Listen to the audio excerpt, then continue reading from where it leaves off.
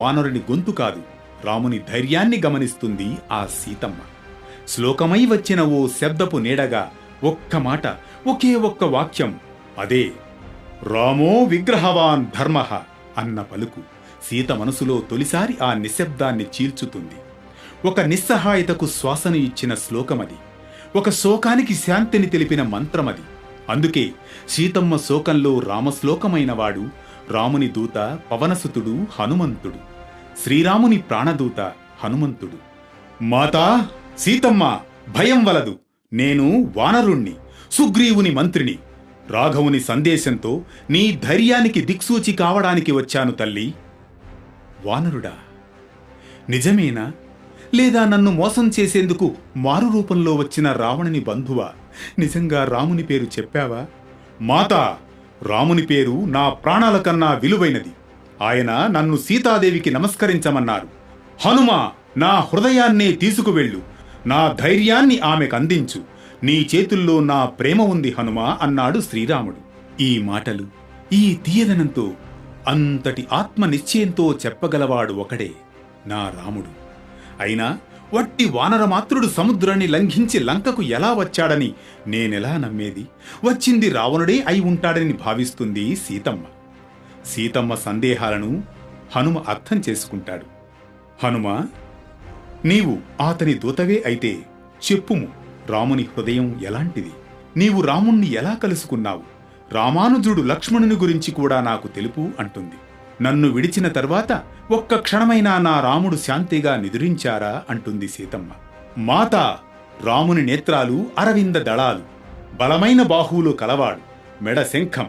ఇక లక్ష్మణుని సౌందర్యం అమేయం. ఆ సోదరులను నేను ఋష్యమూక పర్వతం వద్ద కలుసుకున్నాను. రాముని శ్వాస ఇప్పుడు గాలిలో లేదు, ఆయన నిదుర దేహంలో లేదు. ఆయన హృదయం పూర్తిగా నీకోసం ఊపిరాడక నిస్సహాయంగా ఉంది. ఆయన అడుగులో బలమే కనబడిన చూపు మాత్రం కన్నీటి సంద్రం.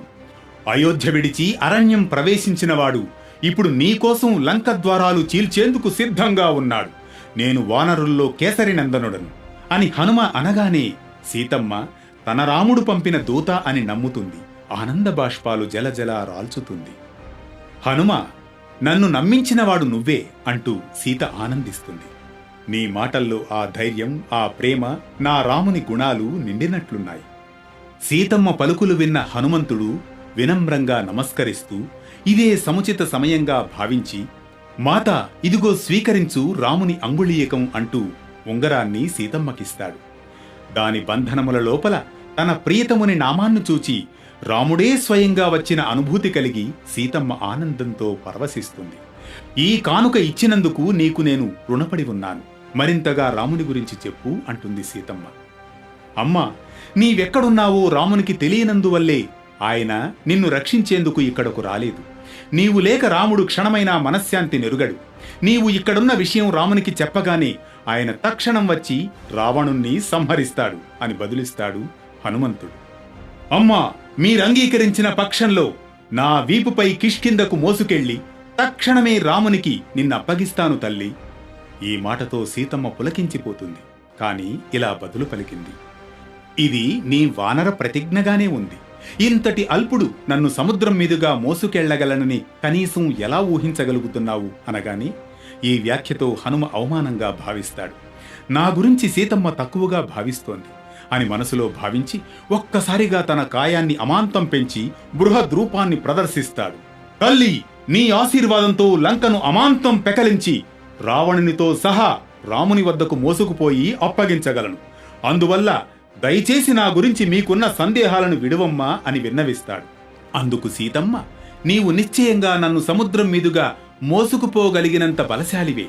కాని నేను సాగర జలాల్లో సొమ్మసిల్లి పడిపోతేను అప్పుడు నా గతి ఏమిటి? ఒకవేళ నీవు రాక్షసుల దాడిలో నిమగ్నమై సంహరించినా రాముని కీర్తి తరగడమే కదా. ఓ హనుమంత, నేను సంపూర్ణంగా నా పతిదేవునికే అంకితురాలిని. నేను రాముని తప్ప ఇతర దేహాలను స్పృశించను.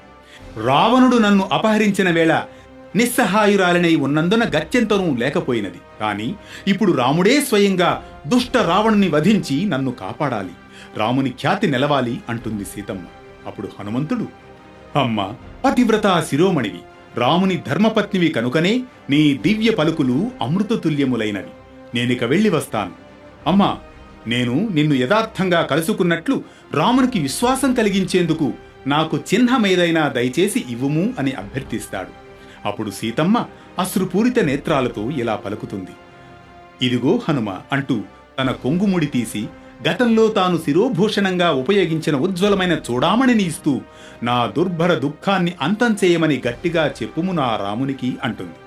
అంతటా హనుమంతుడు సీతమ్మకు ప్రదక్షిణా నమస్కారాలు చేసి, చింతించకు తల్లి, రావణ వధ కోసం రాముడు, లక్ష్మణుడు, వానరయోధులందరూ ఇక్కడకు రావడం త్వరలోనే చూస్తావు అంటూ హనుమంతుడు సమాధానమిస్తూ బయలుదేరడానికి ఉద్యుక్తుడవుతాడు.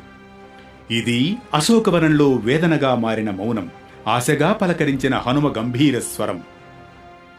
ఈ కథనం మనకిచ్చే సందేశం ఒక్కటే.